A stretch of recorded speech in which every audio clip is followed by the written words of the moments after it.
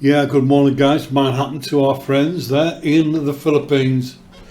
Broke Ass Bohovel, down and out in the Philippines. Yeah, the brain surgeon, Boss Hog. And guys, in today's video, what I'd like to do is just a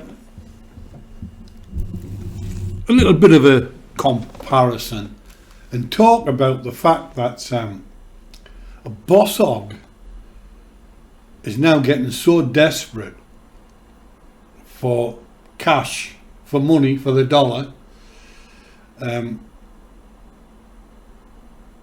He was down at the market today and he uploaded a video.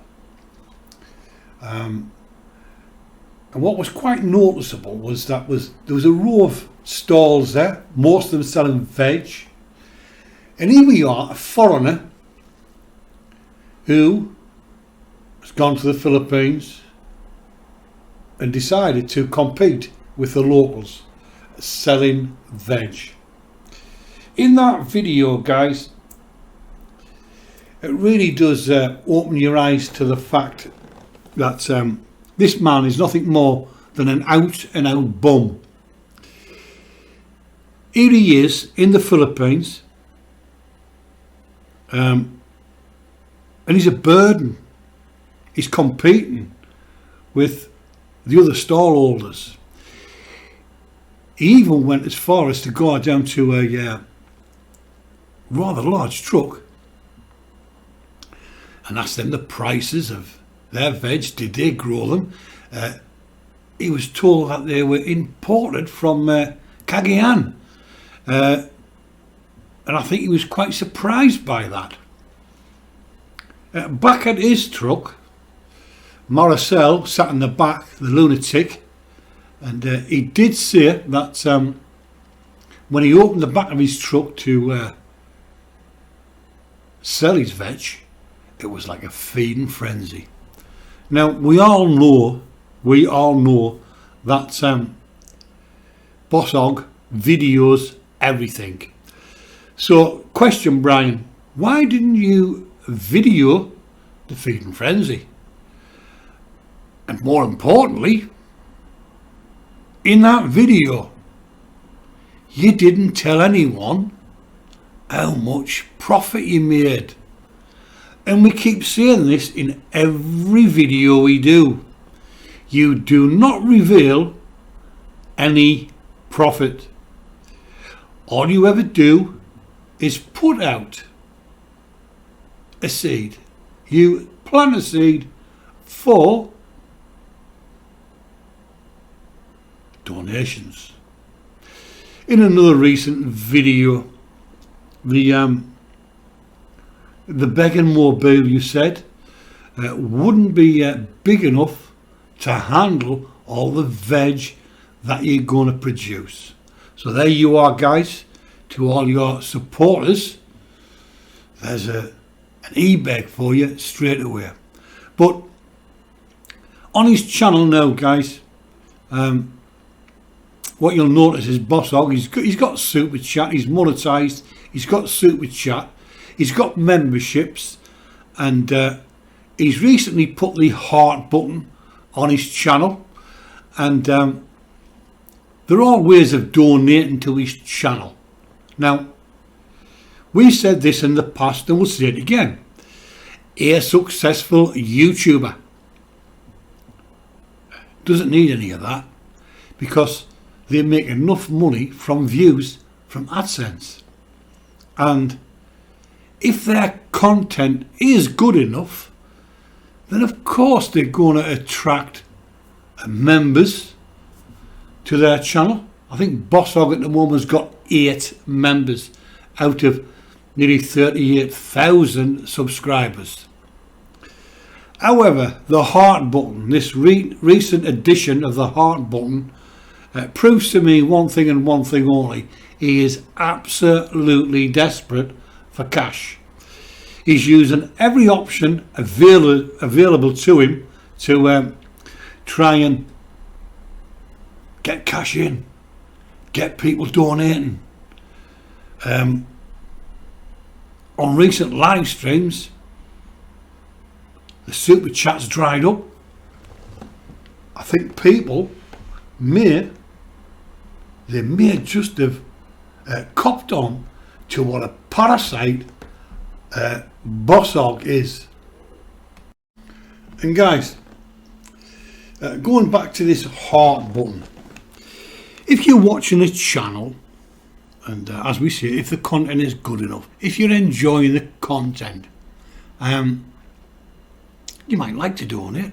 You might like to hit that heart button and send a donation, but the content has to be entertaining, even informative. Every video he uploads, all you see is Boss Hog videoing the ground. He walks round with that camera and he can't even be bothered to lift the camera. You see the ground and the ponds, that's all you see. Is that really content? Is that entertainment? Is it informative? He uploaded a video today. Let's cut some grass. And it was just the ground. He was videoing. There was nothing, there was no kind of interaction with anyone in the video. It's just all videoing the jungle that he lives in. And to mention the jungle, I think what we are now, we're 5 months on from the typhoon, and it has returned. The typhoon blew through the Bohovel and cleaned it, and now it's back to the overgrown shithole that it was before the typhoon arrived. But I would think anyone who hit the heart button on Boss Hog's channel, A Foreigner Farming in the Philippines, really needs their head testing, because that is not content. There's no entertainment in it whatsoever. And going back to the veg, we did say in a previous video that he was having problems selling his veg, and he asked Consing to sell the vegetables for him. And here he is down in Taliban at the local market, trying to compete with the locals. He can't sell his veg. Him and Gina were there trying to broker a deal that didn't work out, because they took the bag of vegetables back to the Beacon Mobile. So a question has to be asked here, really. What business, what right has Boss Hog got to be in the Philippines, in Bohol, being a welfare case? Most foreigners are quite proud. Most expats are quite proud. They go there. They make their wives proud. They have savings. They have pensions. They're able to look after their wife and family, and extended family in some cases. You won't see many expats working in the Philippines, mainly because they've worked all their life and they were a retirement fund. But this lump of lard up on the screen has got his wife Maricel and Gina out there trying to sell vegetables at the local market. A few months ago,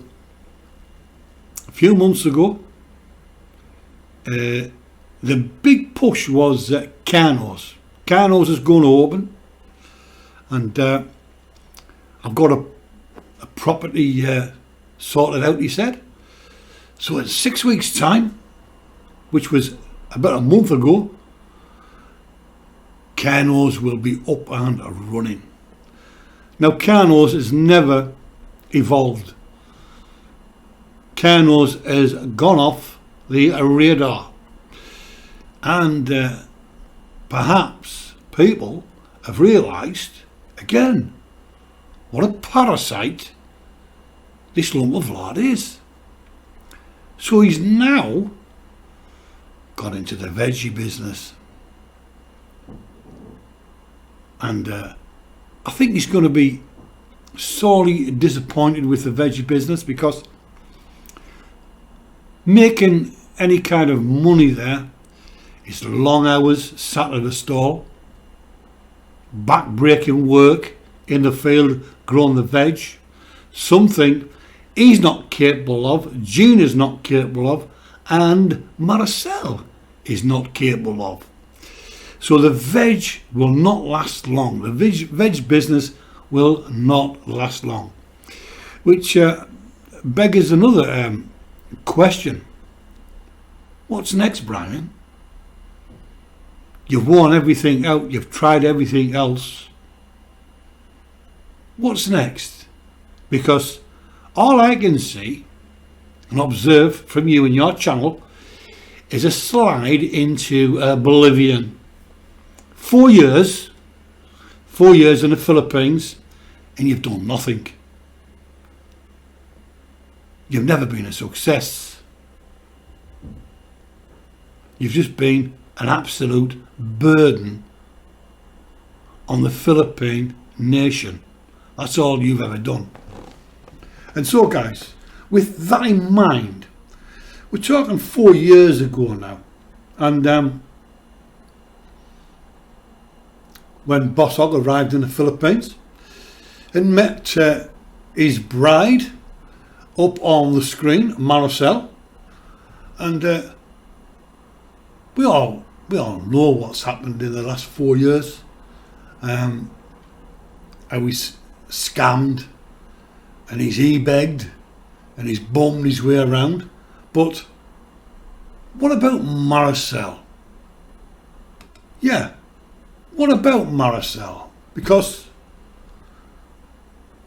up on the screen, what you see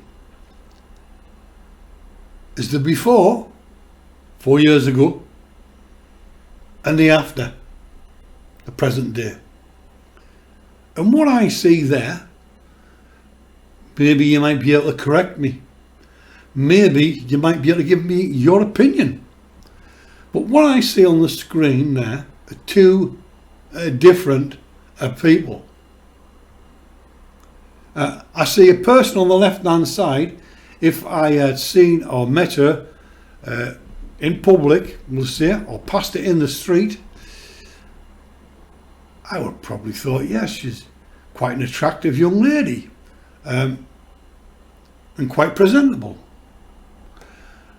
And then on the right hand side, if I was walking down the street and I bumped into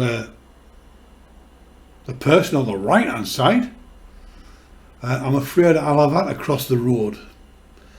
Cross the road or dart into a maybe a shop to get out the way.